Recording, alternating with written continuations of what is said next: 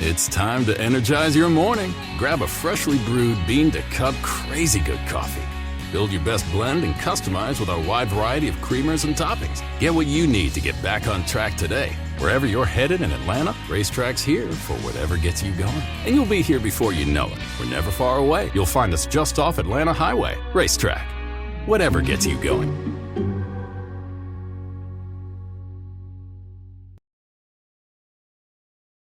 Cocoa Beach, Orlando's closest beach, is also Florida's coolest beach. Bring your surfboard. Cocoa Beach is the surf capital of the East Coast, and we have the surf shops to prove it. Plus coffee shops, beachside bars, and restaurants. Wide open beaches make way for beach volleyball, cruiser bikes, kite surfing, shell seeking, surf fishing, and more. It's legendary. Plan your getaway from the everyday by checking out legendarycocobeach.com on Florida's Space Coast. It's time for a Big Blue Kickoff Live. Nobody can ever tell you that you couldn't do it because you did. On Giants.com. You know what I saw? New York Giant pride. And the Giants mobile app. 17-14 is the final. One touchdown, we are world champions. Believe it, and it will happen. Part of the Giants Podcast Network. Let's go out there like a bunch of crazy dogs. Have some fun.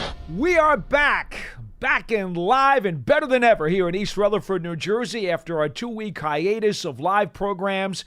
But we'll be taking your phone calls today here on Big Blue Kickoff Live, presented by Cadillac, the official luxury vehicle of the New York Football Giants. We are so glad you could join us for today's program, and we do invite you to participate. During the last 45 minutes or so, we will be taking your calls at 201-939-4513, 201-939-4513. As a reminder, you can always go to Twitter and go #GiantsChat. And remember, you can find an archive of this show and our entire podcast network on the Giants mobile app, podcast platforms everywhere, and at giants.com/podcasts. Now, folks, you know we have already started previewing the Giants' 2024 regular season opponents. Well, today's no different. Even though we are back live and we will take your phone calls, the beginning of the show, well, we're going to go to one of the Giants' opponents. Makes a lot of sense, right? And we talk about the Atlanta Falcons with hometown Brandon Leak from 680 The Fan down in Atlanta. He's a co-host of the morning show down there and a longtime Falcons follower and observer. Brandon, thanks so much for taking the time to talk to us today. Anytime, Paul. Thanks for having me. Well, I got to tell you, I don't know what in the world you folks down in the Southeast did to send up that heat and humidity here to the Northeast, but we've been getting roasted like a microwave for the last couple of weeks. I don't know how in the world you guys deal with that. We had a breezy 89 early last week, and I think that's the coolest we're going to see it until the fall, deep into the fall around these parts. All right, so the Giants will be playing the Falcons. Well, it's unfortunately very, very late in the schedule. It'll be on December 22nd. That's a 1 o'clock game in Atlanta. So the Giants will be heading down to the Nest for that ball game. And look, I would assume that Kirk Cousins is going to be healthy throughout the course of the season. So let's just start there because he was the biggest free agent signing of all the names that we heard about during the offseason as he signs that big contract to head to Atlanta after a stellar career in Minnesota that never provided the promised championship that he was supposed to deliver them. So what makes people in Falcons country think he can help them deliver it there? Well, I think most people think that he is now on a better team. While he did have some nice offensive weaponry in certain positions, particularly with Justin Jefferson, that the Falcons' overall team, as they are constructed now, it's better than the Minnesota Vikings. The Vikings had a horrid defense last year, and the Falcons, believe it or not, finished up with the top 10 ranked defense in the NFL last year, and that was with horrid quarterback play from, a guy who really is a backup in Desmond Ridder. And so when you look at what the Falcons have done, the DNA and the groundwork built to this moment, for this moment, has come the last few years when they've had 3 first-round picks in the top 10 with Bijan Robinson, with Drake London, and with Kyle Pitts, that when the games open up week 1 and Kirk Cousins is under center for the Falcons, he will have some places to go and some weaponry to use that he has not had in Minnesota with a defense that's already better than what he's leaving coming in at 36 years old. All right, we know about what happened with the Achilles injury last year. From what you understand, how are systems going right now? Are they green? And if so, how much work has he been able to get in as he tries to acclimate himself? Falcons have been really honest about that, and he is currently on schedule. Now, on schedule, means around, when you talk about the time frame of his Achilles healing and the entirety of the process, you're still talking about around preseason for him to be completely healed through the timeline. But he got to minicamp pretty early. He went to non-mandatory events and got himself acclimated with his wide receiver. So everything looks like it's going to be all systems go. And the question will be, how much time does he see in the preseason? Do they want to get him out and get some live action against some really, some defenses trying to really take him down to the ground? And that's the big question. When does he take his first hit in a Falcon uniform? Sure. But he does need to get timing. He does need to get rhythm. And he does need to figure out how to use some big wide receivers when you're talking about a 6'4" Drake London and a 6'6" Kyle Pitts. So you got the quarterback in waiting in drafting Michael Penix, obviously, in the first round. Everybody knows about these QBs when they get picked right in that first round. And Taylor Heinicke, I suppose, unless you tell me something otherwise, will start the season as the number 2, will he not? I think he will officially, but we know we're going to see Michael Penix Jr. in some preseason games. So the question will be, when does that happen? What needs to happen as far as salary cap flexibility? Taylor Heinicke is not an expensive option, but when you have Michael Penix Jr., a first-round pick, sitting there. And the other thing is he's an older player. Michael Penix isn't a 21-year-old. You're talking about a guy who spent 6 years in college because of both ACLs that he blew out.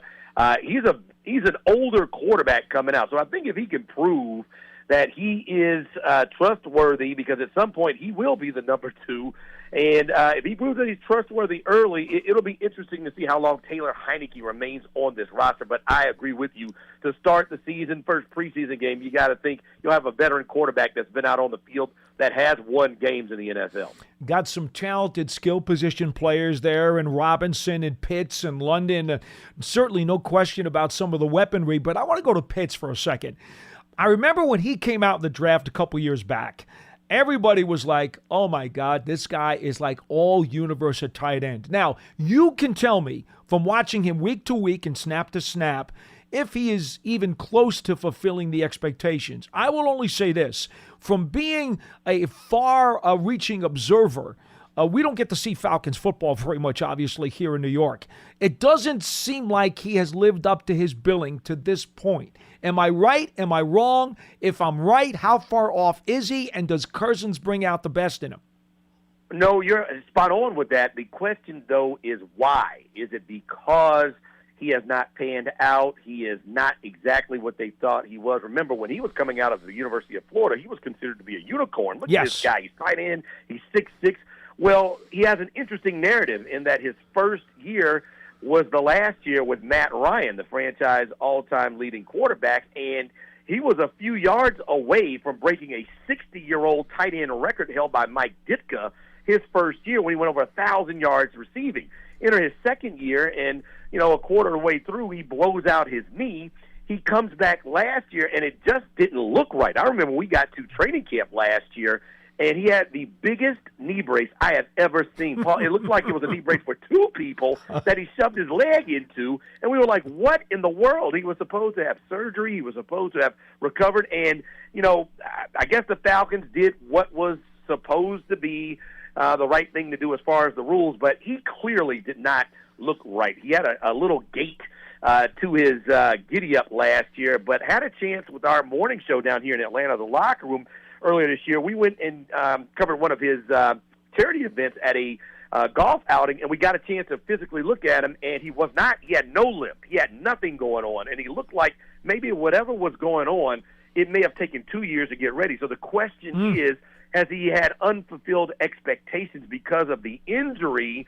Plus, you throw in, before Desmond Ridder, there was I call it the lost offseason with Marcus Mariota, who quit on the team week 12 when he was told he was not going to be the starter anymore and he was going to have to be a backup to Desmond Ridder. He quit, went to Hawaii, and spent the rest of the season with his wife as he had surgery to finish up his Falcon career, which he could have had after the season but chose to have it the last 4 weeks. So he's played with 1 year of Matt Ryan, 1,000-plus yard, almost broke a record season. Comes in with Marcus Mariota, blows out his knee. Then he has Desmond Ridder, who's a backup quarterback, and now he has Kirk Cousins. I think there is a big ceiling and a big potential for Kyle Pitts to achieve if he's healthy, and this offensive line does a lot of what people think it will be able to do. Well, we'll talk about that line in a second. Obviously, Cousins needs the protection to get the ball to London and Moore and Pitts and some of these other guys. But I want to go to Bijan Robinson, a guy who had been hurt in college, but last year had nearly 1,000 yards as one of the NFL's star rookies in the game. Can you give me an indication as to what they think his upside will be as a sophomore pro? Yeah, maybe a top 3, top 2 running back in the NFL. I mean, this guy, if he is out there, he is slippery. He can hit the hole. He can catch the ball. He has explosiveness, and that's something that the Falcons have not had in quite a few years at a couple of positions, but typically at running back, you do have one explosive back, even if he's your change of pace back.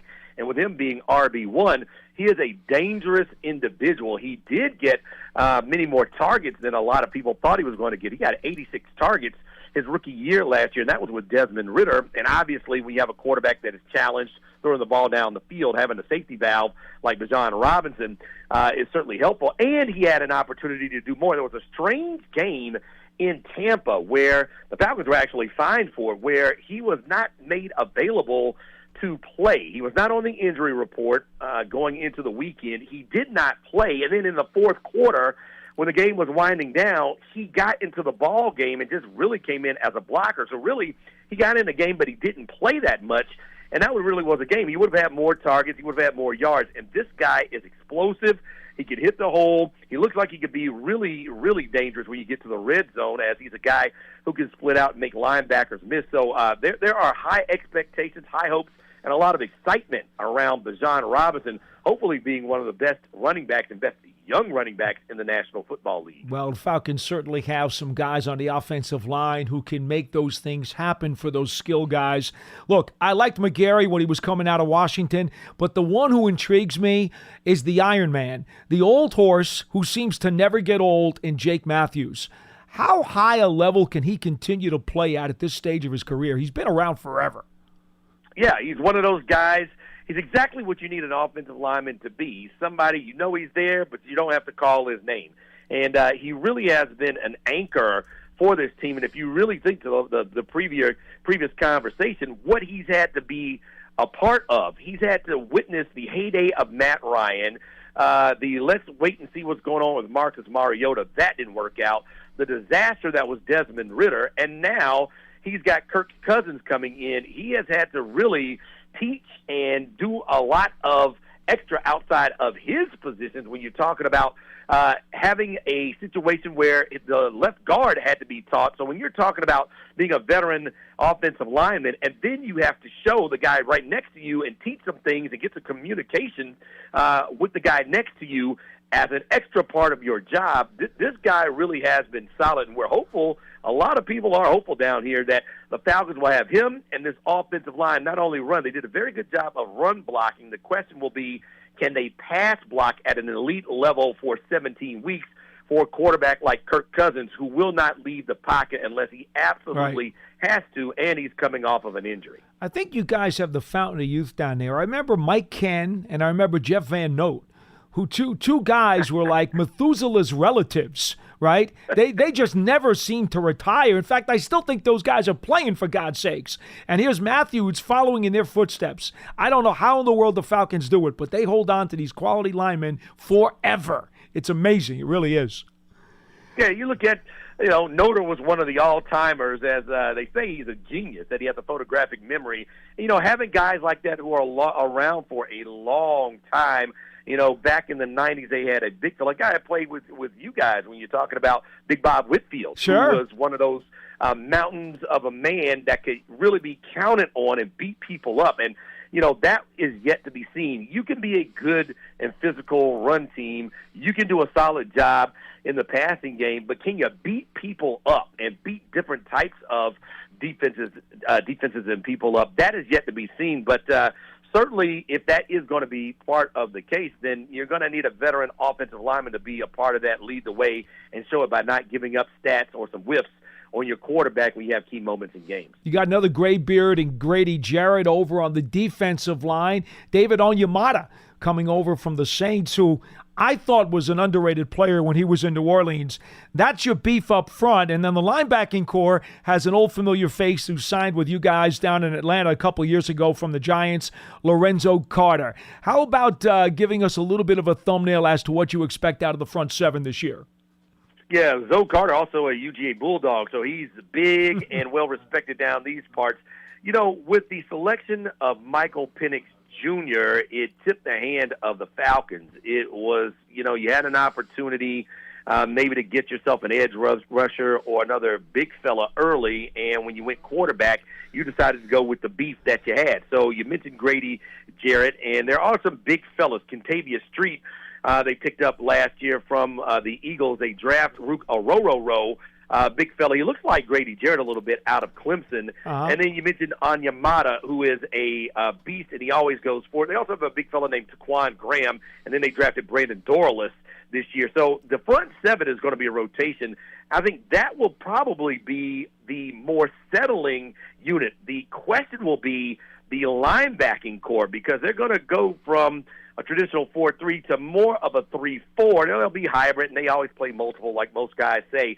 But they're going to go to a 3-4. So we have Lorenzo Carter, and they get Braylon Trice out of Washington, who is a athletic-looking linebacker, 6'3", 240, 245. Then you throw in Caden Ellis, who came over from the Saints. So they do have some veterans mixed in with some young guys. Troy Anderson was their first-round pick 2 years ago, and he left with a pectoral injury. So the linebacking position is the biggest question mark. I think if you had to rate the Falcons, it would be linebacker question mark number 1, defensive back question mark number 2, and you're probably most solid up front with the biggins with your defensive linemen. Yeah, see, I was going to say to you from afar, I'm thinking the secondary right now seems to be kind of shaky for me. Certainly not a lot of household names back there at all. No. A.J. Terrell has been there the longest. And, look, he is a solid cornerback. He is not one of your – I would not put him in the elite category where you don't throw that side of the field, or else you're going to be in big trouble. But he is a guy – I think the biggest part of his game, if the Falcons have a pass rush, like most defensive backs, he's better. They hit a home run last year with Jesse Bates III coming out of Cincinnati. He was a free agent. He was their big fish last year, ended up being a Pro Bowler and really making a difference. But you're right. It is a piece-it-together situation with their cornerbacks and safety. They drafted Richie Grant, and this is a kind of show-me year if he makes the team. DeMarco Helms was a guy they brought in last year. Mike Hughes is a veteran, and Kevin King. So they will not have household names in the back of the secondary. And I think if they do become noteworthy and they do become guys that make some noise and get some production, it will be because of the heat they get from Lorenzo Carter and Braylon Trice and Grady Jarrett and David Onyemata up front. And I think those guys will be the beneficiaries of really a front seven that helps them out until they figure out what kind of talent they can get in that is elite down the road. Well, I'll tell you what, I appreciate the fact that game will be inside on December 22nd. We don't have to worry about the cold in Atlanta. It will be 72 degrees. I can promise you that, Paul. Yeah, I'm sure. I'm going to hold you to that. Home team Brandon Leak from the Fan 680 in Atlanta, giving us the lowdown on the Atlanta Falcons, a team that will play the Giants later on during the course of the 2024 season. Thank you so much for joining us today, Brandon. Be well. Anytime. Have me anytime you can, sir. All right. Appreciate it. 201-939-4513. So the Falcons, check that box off on our opponents' previews as we continue to go through the 2024 Giants schedule. On tomorrow's program, that would be Tuesday, if you're listening on the archive, just to make sure you got the days straight, we're going to try to track down somebody from the Indianapolis Colts, another one of the Giants' foes during this upcoming season. Folks, remember, as we go through some of our promos, the Run or Walk with Giants Legends event. We keep talking about that. Well, it's coming up soon. The Giants Foundation will host a 5K race and kids run presented by Quest. That's Saturday, September 7th at 9 a.m. at MetLife Stadium. Net proceeds will benefit the Giants Foundation. All participants will receive a commemorative T-shirt, and after the race, stay for a post-race festival and appearances by Giants legends and a live DJ. Register now at Giants.com/5K. Also, remember to subscribe to the Giants Huddle podcast, long-form interviews with Giants and NFL personnel. You can find it on your favorite podcast platform or go to Giants.com/podcasts. And don't forget, if you're on Apple Podcasts, leave a positive review. It helps us with the ratings and lets us know that you like the program.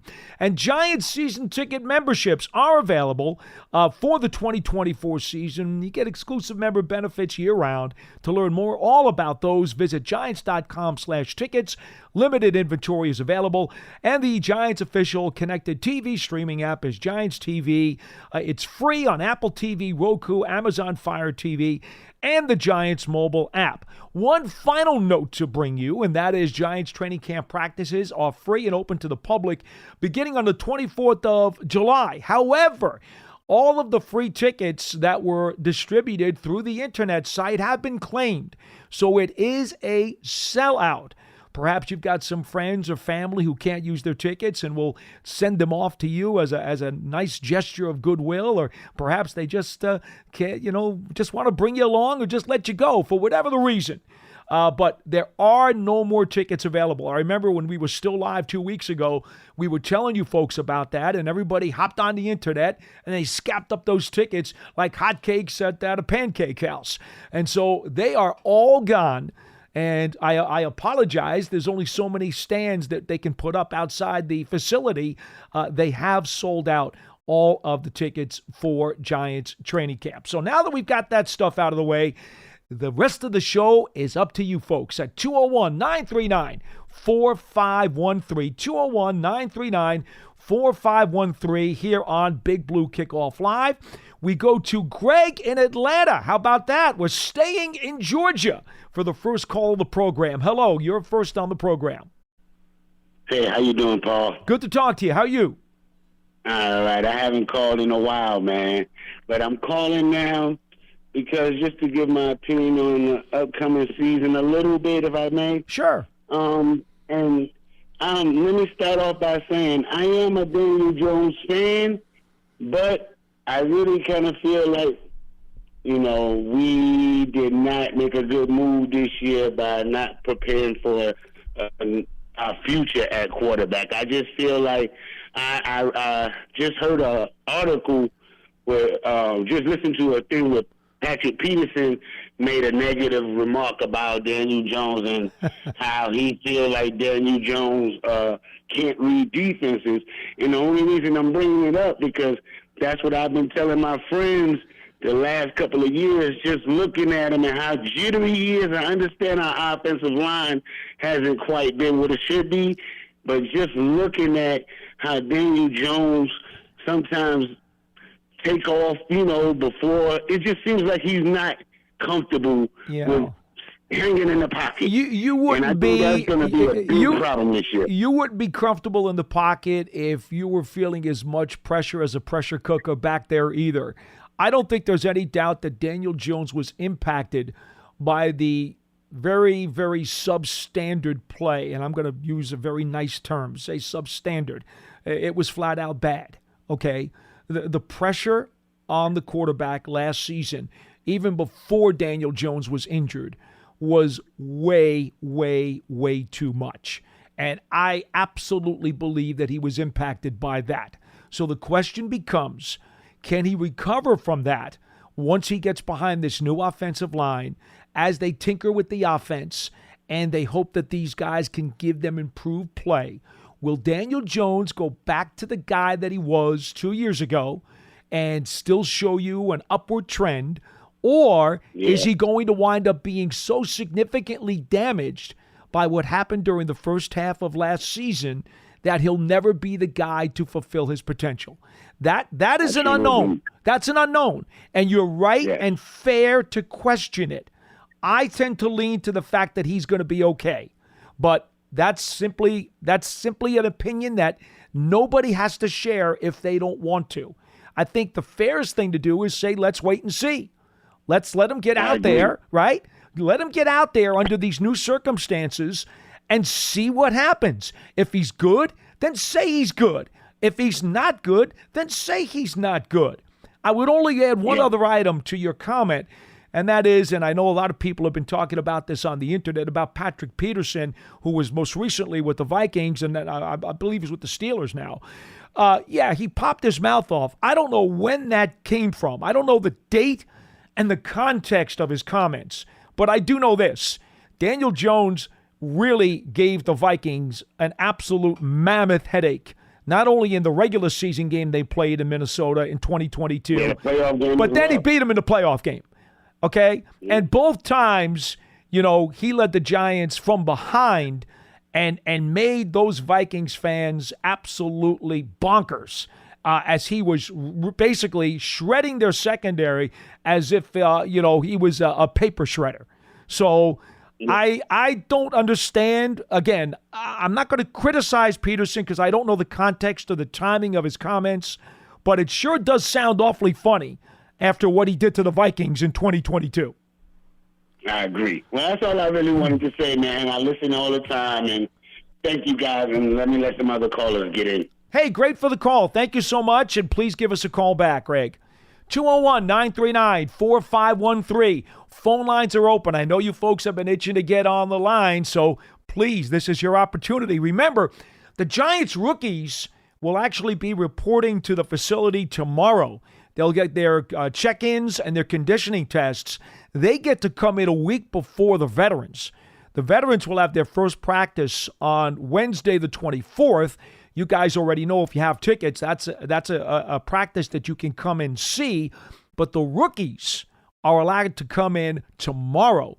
They'll check in here, and they'll get their physicals and get all their stuff and their gear together, go through some meetings, and they get a little bit of a head jump on the vets who don't get to come in until next week. 201-939-4513 is our phone number. Let's go to Cliff on line 2. You're next on BBKL. Hello.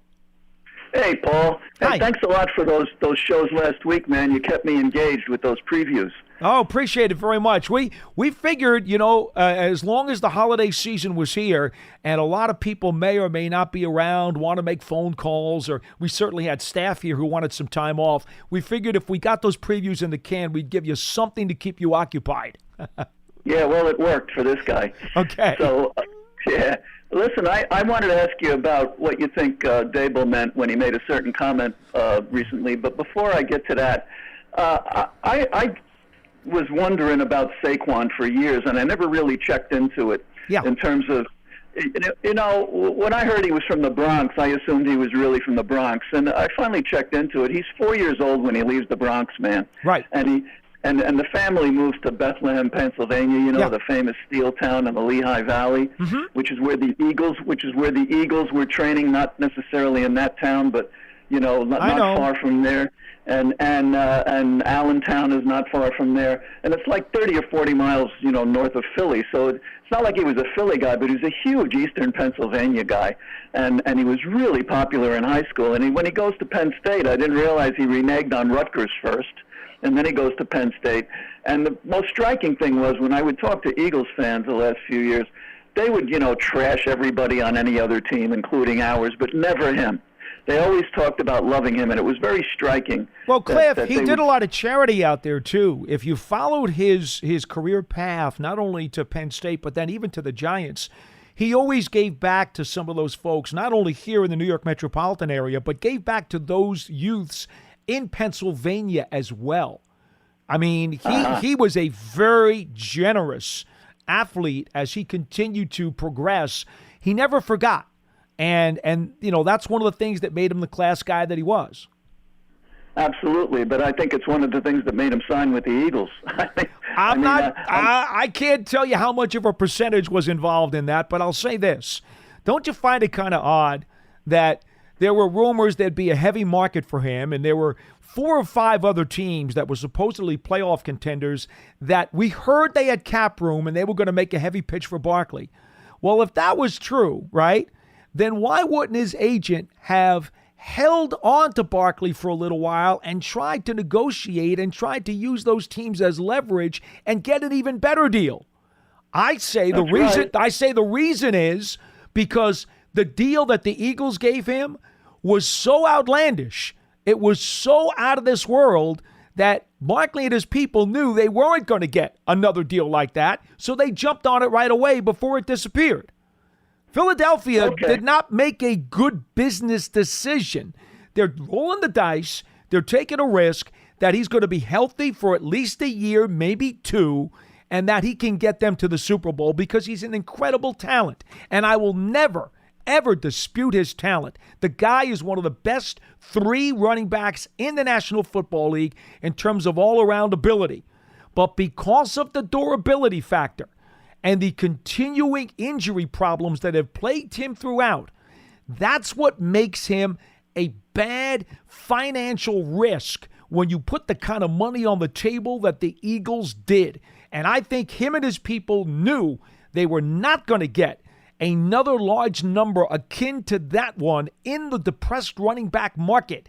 And that is why they signed with the Eagles in a heartbeat. I do think there had to be some of the Philadelphia flavor in there, in that you're right. He's got a lot of background in Pennsylvania. I'm sure that was just a little icing on the cake.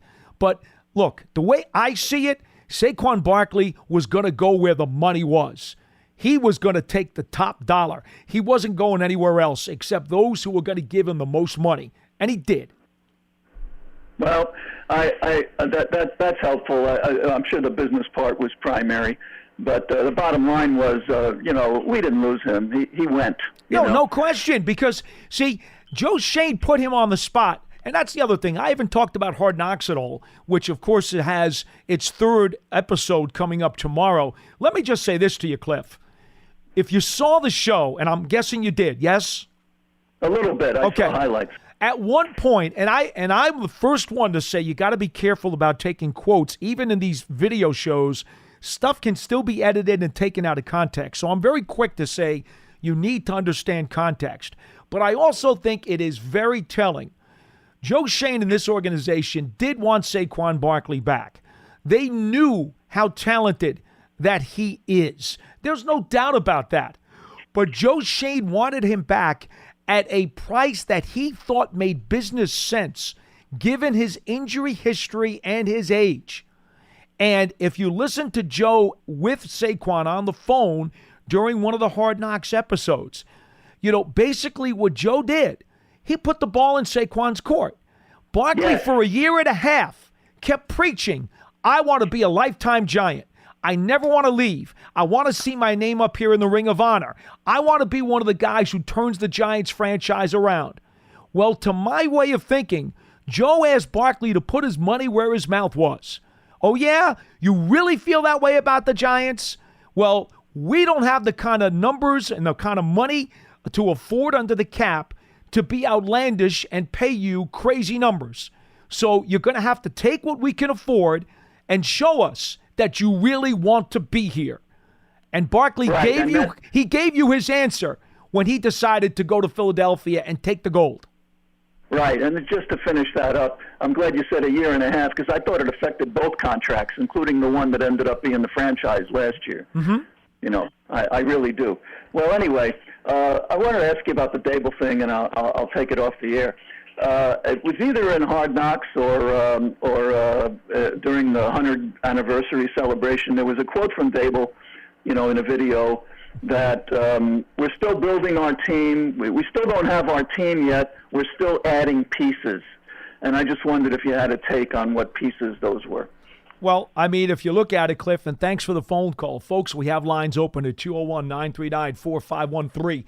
If you look at the roster, and we've talked about this for several months, that going into the offseason, the Giants, it seemed to me, needed help on the offensive line.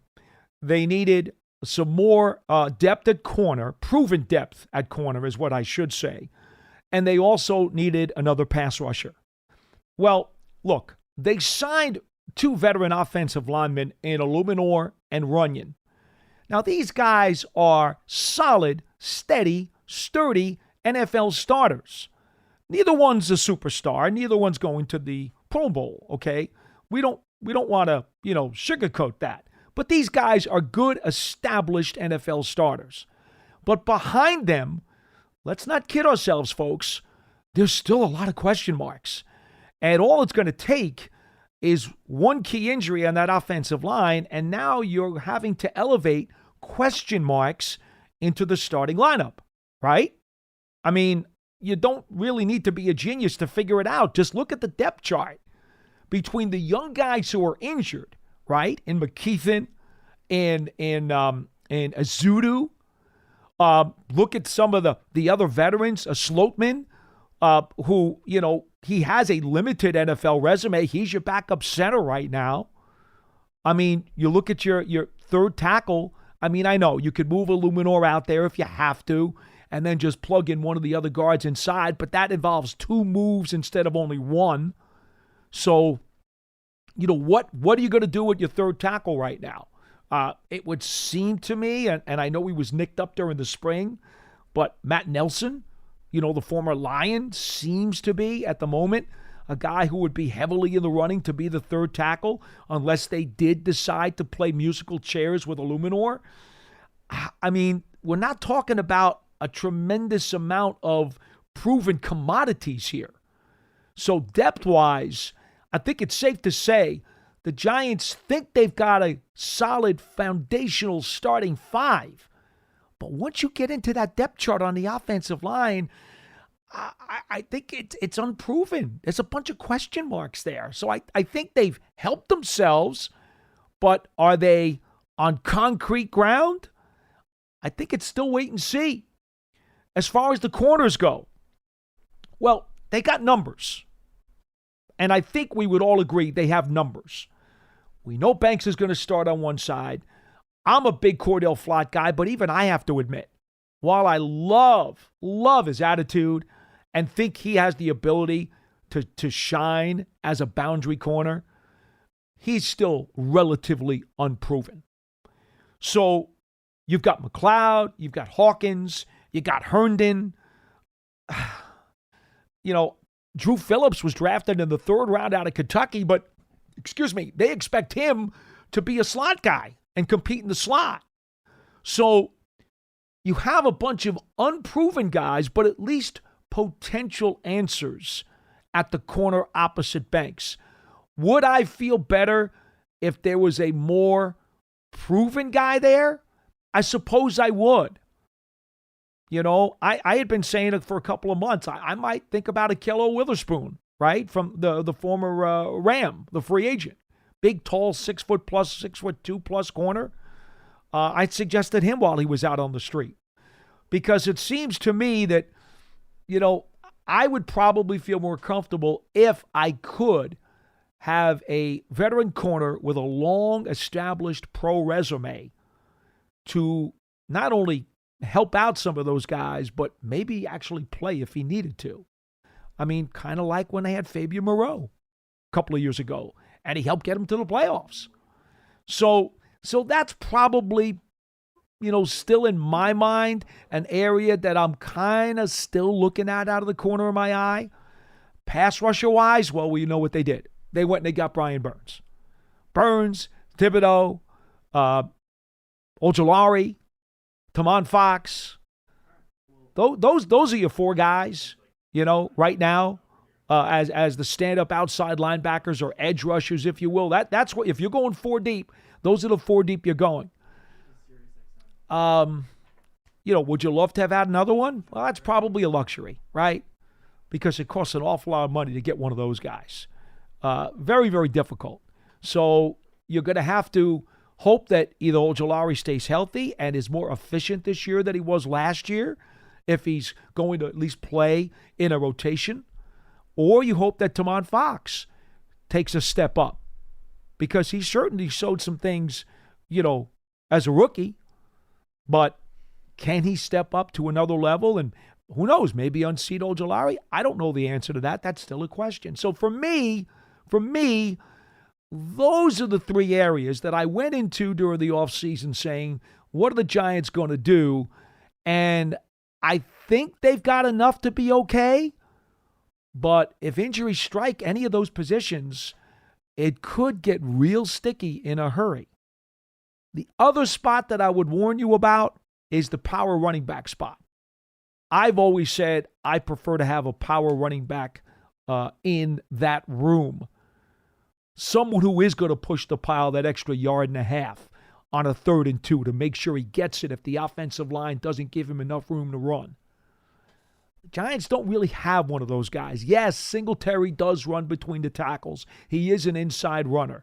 But I just don't see him as someone who's going to push the pile in a really tightly congested situation where if the line doesn't make the block and there's bodies all over the place and they're pushing against him, I don't necessarily have a ton of confidence that he's going to push that pile and get that first down or cross that goal line.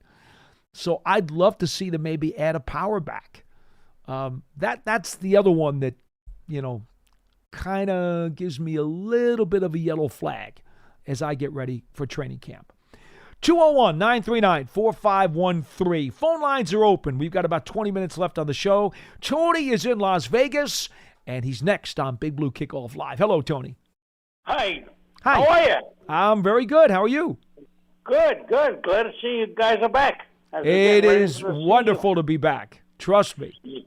Yeah. So anyway, what happened to Lance?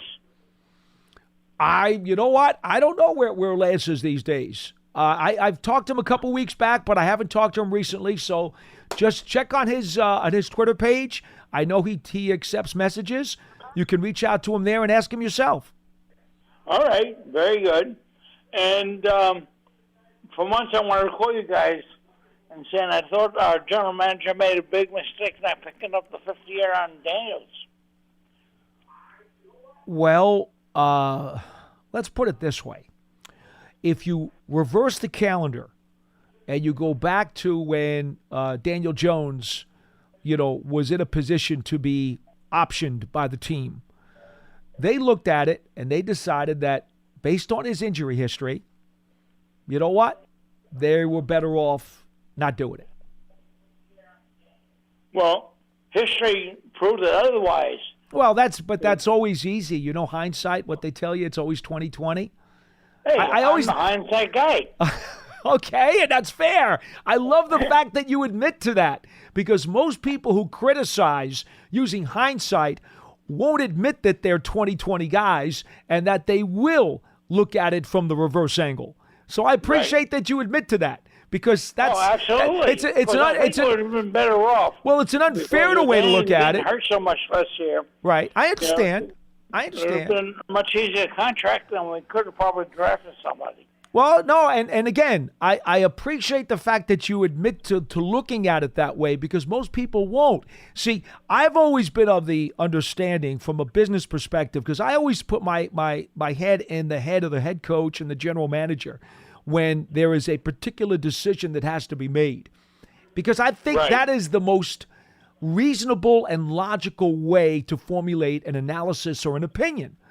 But to do that, you have to go back, flip the calendar, and say, well, at the time the decision was being made, when these options were on the table, what made the most sense and why? And what were the other reasonable or logical options at the time? And that is how I grade a decision. I never grade it in hindsight because, quite frankly, I think that's unfair, but at least you have admitted that that's the way you're going to grade it. So I'm okay with that. We can agree to disagree, but I can respect the fact that you accept the way you're looking at it is out of a warped lens. Right.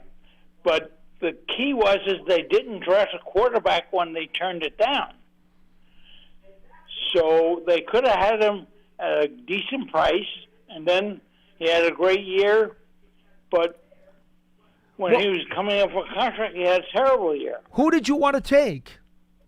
I mean, again, let's try to flip the calendar. I'm not that smart. Okay. So. Okay. Okay. I can only say we didn't draft a quarterback. I do understand. You know, they signed Tyrod Taylor, and he was here for a short while. They drafted Tommy DeVito as a project, and didn't draft Tommy. Tommy was an undrafted rookie free agent, and Tommy came in and proved that he could win some games. So now they've decided that Drew Lock is the insurance policy, and he's still pretty young.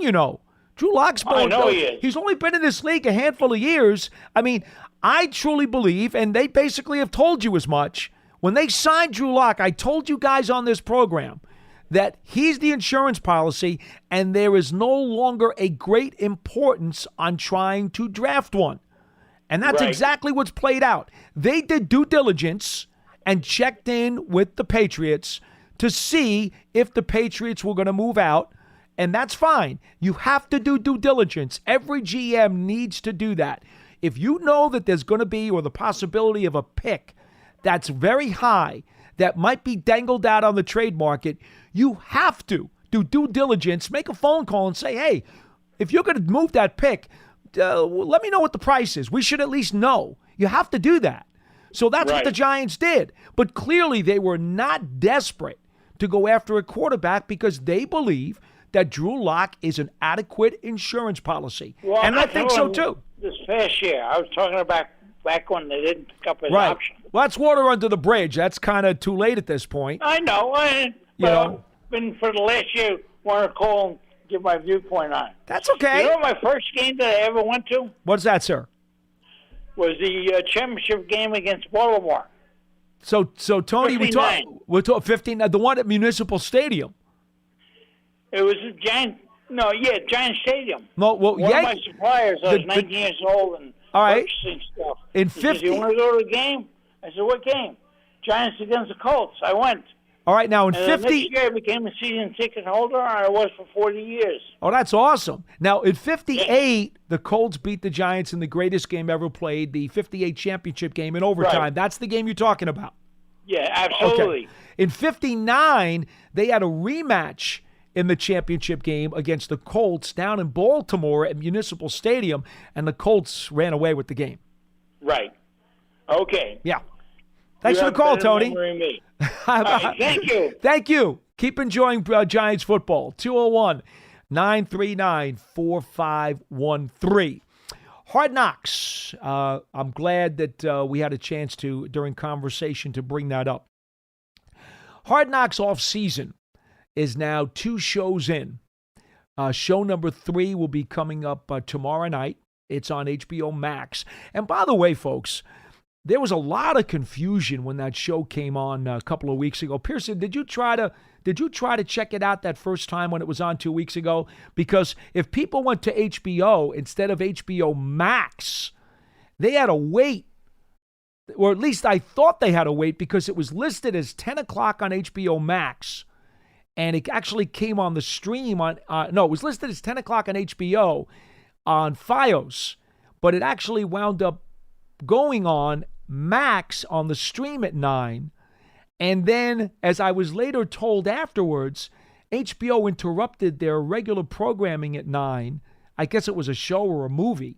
And they wound up showing the program at 9 on HBO anyway. Did you? I did not know that. I watched it the next day, so I wasn't sure what. But okay. Yeah, should be on both.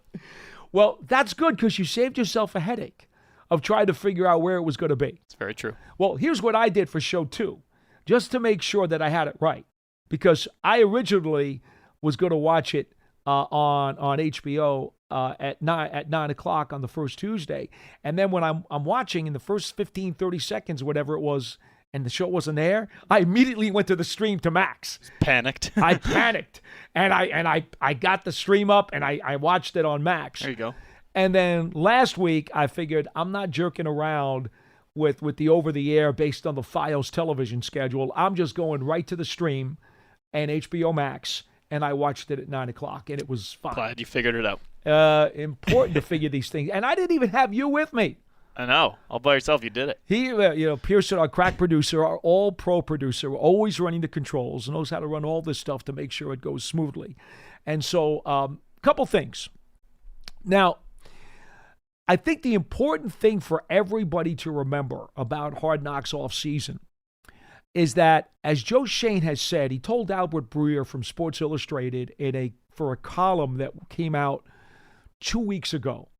And Joe was very astute in making this observation. The Hard Knocks during training camp and the Hard Knocks during the season is an edited compilation of stuff that happens within that previous week. There is a very short time from the time the stuff is actually filmed, then chopped up and edited, and then spit out onto the airwaves. So you have time as part of the context of the show.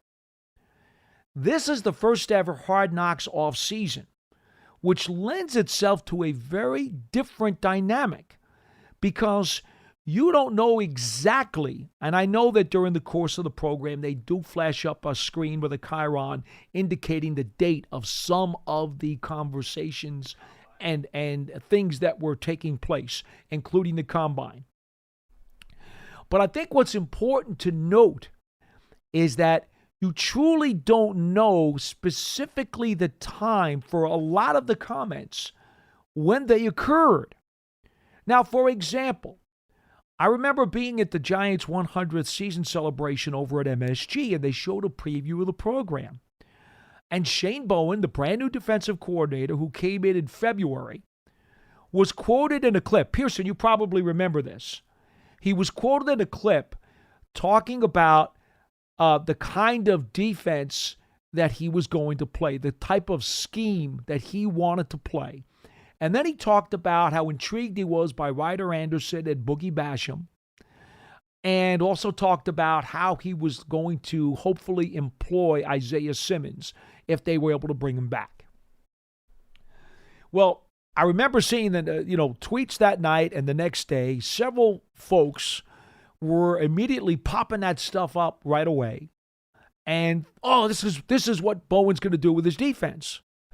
Well, here's the problem. The clip was taken in February, right after he first got here. Things have changed since then. The Giants signed some free agents. The Giants went through a draft process. And oh, by the way, at the time that Bowen made the comment about the scheme he wanted to use, the Giants did not have a Pro Bowl pass rusher in Brian Burns.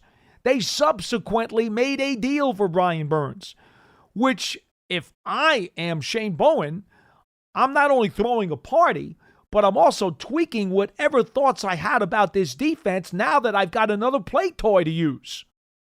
So this is why you've got to be extremely careful, because they have taken, I guess it's from late January, early February probably, up until minicamp. And they've taken all this stuff and they have compressed it. And what you're seeing now is on a time delay, which is not necessarily allowing you to take a complete and full context of some of what you're seeing and hearing. That's why I think when Cliff called, he was talking about Dable saying we need to add pieces to. Was that from an earlier clip? And I think it was months ago that he was saying that. Well, then you know what? I just got duped and fooled into a trap with that one. If Cliff, if that's what you were talking about, if you were talking about a Hard Knocks comment, then I think Pearson is right. Yeah, I could be wrong, but I'm pretty to put sure. that into context. Now, if it's something that Dable said a couple of weeks ago, before they broke at the end of minicamp, and I don't remember if it was or not, you'd have to, again, date the comment. I would go back to what I said to you earlier about my potential yellow flags for the depth chart on this roster. I may have answered it differently. In fact, I would have answered it differently if I knew the comment was taken from a Hard Knocks clip, for sure. Still a good conversation, though. Well, sure. Well, we try. We try to give you information on this program. That's what it's all about. So, in any event, I think that's the most important thing for everybody to realize, is that even though they will occasionally put a date up on the screen for the Hard Knocks program, not everything that was said is said particularly in the context of where we are now. It's set in the context of maybe that time. And so you have to process in your head and pull back the calendar and start thinking about, well, what was going on at the time? Who did they have at the time, right? And that's all part of, I guess, the mystery or the puzzle that now you have to unravel as you're watching the show, because Joe Schoen himself, again, quoted to Albert Breer, said, this is just so different now because everything that people are seeing has already played out. And now you're looking at it through a lens from the back door after some of this stuff has changed, been morphed, been tweaked. Maybe in some instances, some of the stuff was totally thrown out and wound up leading the team into a completely different direction. So I just apprise you of that in case, I think we might have mentioned it at one point right before we left for the break. But I want to bring that to your attention again because Hard Knocks Episode 3 airs tomorrow, 9 p.m. Eastern Time on Max. And again, as you're watching, I don't know how much of that stuff is pliable based on, applicable is the better word, applicable based on the context of the clips. In any event, 201-939-4513 is our phone number. We got only about a minute left, so I don't think we're going to be able to get to any quick phone calls. Let me just see quickly if somebody hit us up on Twitter at hashtag Giants Chat. And again, remember, the Giants Foundation is going to be the benefactor of the Giants Run and Walk with Giants Legends. Again, the 5K race and kids run presented by Quest is Saturday, September 7th at 9 a.m. at MetLife Stadium. And you can register now at giants.com/5K. Quick look at Giants Chat before we close it out for the day. And we invite you to come back for tomorrow's program. I do see, Allie Hubbard saying she loves the Pro Football Hall of Fame busts that were at the theater at Madison Square Garden for the 100th season celebration, of course, folks. And remember, too, if you didn't see the show on MSG, the 1 hour highlighted, edited version, they did slice up all the different sections of the Giants' 100th season celebration that was at the Garden. They did slice it up. I think it's in 5 parts, Pearson. Is that right? It's in 5 parts on Giants.com. So don't forget, you could go there. It's well worth your time. It was a 2 hour and 45-minute presentation, and it was dynamite. So it is still up there on the archive. And if you folks want to get a chance to view it, please, by all means, do it. Well, that's going to do it for today's edition of Big Blue Kickoff Live, presented by Cadillac, the official luxury vehicle of the New York Football Giants. It is part of Giants platforms everywhere and Giants.com/podcasts. Again, we'll be with you on Tuesday, live at 12:30 p.m. to take your live phone calls as rookies report for the first time preparing for the 2024 season, and we'll also be previewing another one of the New York Giants regular season foes. I'm Paul Dottino. We'll see you then. Welcome to Cocoa Beach, Orlando's closest beach. Don't miss the boat. Cocoa Beach is your getaway to an awesome cruise vacation with a variety of hotels and shuttle packages catering to cruisers. Avoid the rush. Spend some time relaxing while you soak up the sun. Shop a little and enjoy our legendary laid-back beach vibe. So what are you waiting for? Don't miss the boat. Vacation mode starts at Cocoa Beach on Florida's Space Coast, Orlando's closest cruise beach. You've probably heard a lot about electrified vehicles lately. Well, Toyota has electrified options for every lifestyle. We've got hybrids, no plug needed. Let's go. But we also have plug-in hybrids, if that's your thing. You can even go 100% electric in the Toyota BZ4X. With so many options for reducing carbon emissions, Toyota is electrified, diversified. Learn more about our Beyond Zero vision for the future at toyota.com/beyond zero.